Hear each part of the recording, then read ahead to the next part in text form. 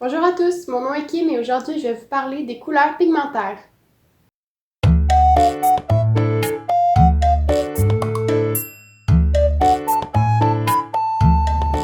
Tout d'abord, il existe plusieurs types de couleurs. À la fin de cette capsule, tu connaîtras les couleurs primaires, secondaires et tu seras capable de classifier les couleurs selon leur température. Commençons par les couleurs primaires. Il en existe trois: le jaune primaire, le cyan et le magenta. On dit qu'elles sont primaires car ce sont des couleurs de base. Cela veut dire que l'on ne peut pas utiliser d'autres couleurs pour les former. Au contraire, c'est grâce à ces couleurs que l'on forme toutes les autres couleurs de l'arc-en-ciel. Parlant des autres couleurs, si nous mélangeons les couleurs primaires à parts égales, nous allons obtenir ce qu'on appelle des couleurs secondaires. Tu vas voir, je vais te montrer. Par exemple, si je prends le cyan et j'en verse un petit peu comme ça et que je le mélange avec le magenta, nous allons obtenir du... Attention,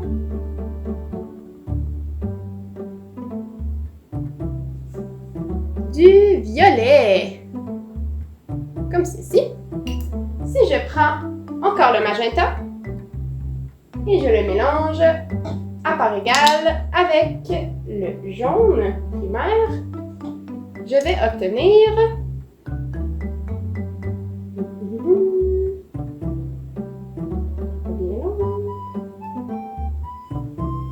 de l'orangé.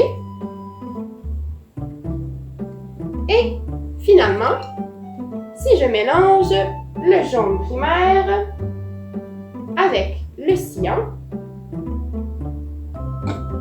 à parts égales encore une fois, je vais obtenir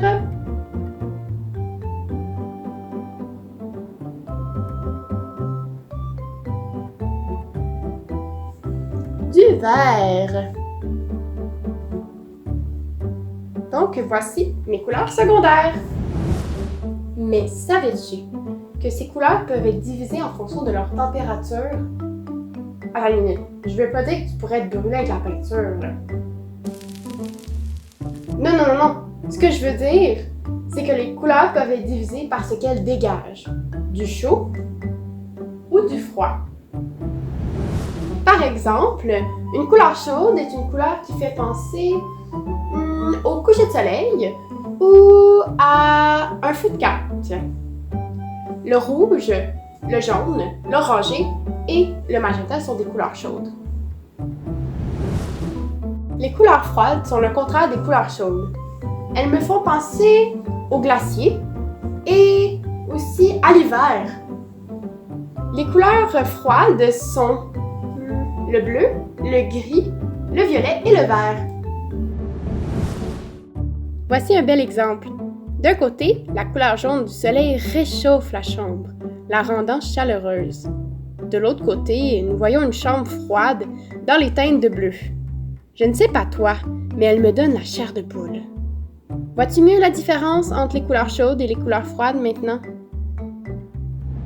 Bref, j'espère que cette capsule aura su t'en apprendre plus sur la classification des couleurs. Si jamais tu veux en apprendre encore plus, je t'invite à aller consulter le petit site qui va s'afficher juste ici. Tu y trouveras de l'information supplémentaire si jamais tu es curieux ou curieuse sur la classification des couleurs. Merci de ton écoute et à la prochaine!